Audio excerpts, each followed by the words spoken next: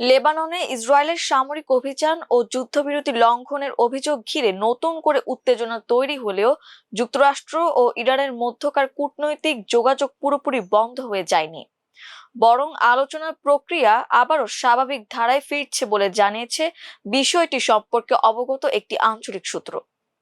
এর আগে ইরানের আধা সরকারি সংবাদ মাধ্যম তাসনিম নিউজ জানিয়েছিল, লেবাননে ইসরায়েলের চলমান হামলার প্রতিবাদে ওয়াশিংটনের সঙ্গে মধ্যস্থতাকারীদের মাধ্যমে চলা আলোচনা ও তথ্য আদান প্রদান সাময়িকভাবে স্থগিত করেছে তেহরান।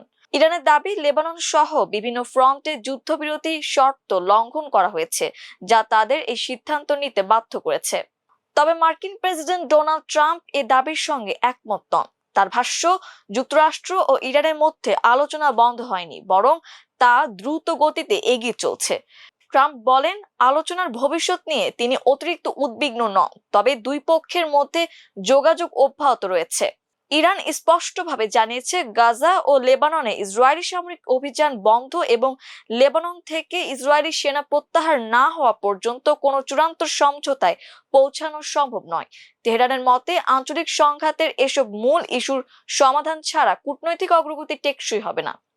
এদিকে পরিস্থিতি আরো জটিল করে তুলেছে সাম্প্রতিক পাল্টাপাল্টি হামলা। যুক্তরাষ্ট্রের দাবি, কুয়েতে অবস্থিত একটি মার্কিন সামরিক ঘাঁটিকে লক্ষ্য করে ছোড়া ইরানের দুটি ব্যালিস্টিক ক্ষেপণাস্ত্র সফলভাবে ভূপাতিত করা হয়েছে। এতে কোনো হতাহতের ঘটনা ঘটেনি। কুয়েতও হামলার বিষয়টি নিশ্চিত করেছে।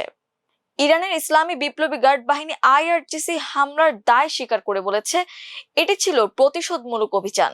তাদের দাবি, ইরানের সিরিক দ্বীপে হামলার জন্য যে ঘাঁটি ব্যবহার করা হয়েছিল সেটিকেই লক্ষ্যবস্তু করা হয়েছে। এই ঘটনার পর সৌদি আরব কুয়েতে হামলার নিন্দা জানিয়ে একে দেশটির সার্বভৌমত্বের লঙ্ঘন হিসেবে আখ্যা দিয়েছে।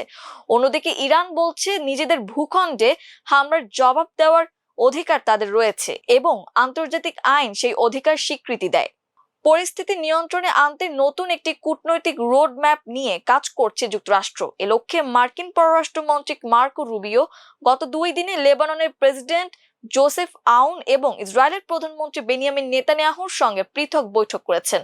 প্রস্তাবিত পরিকল্পনা অনুযায়ী হিজবুল্লাহ ইসরায়েলের বিরুদ্ধে সব ধরনের হামলা বন্ধ করবে এবং এর বিনিময়ে ইসরায়েল বৈরুত সহ লেবাননের বিভিন্ন এলাকায় সামরিক অভিযান বন্ধ রাখবে।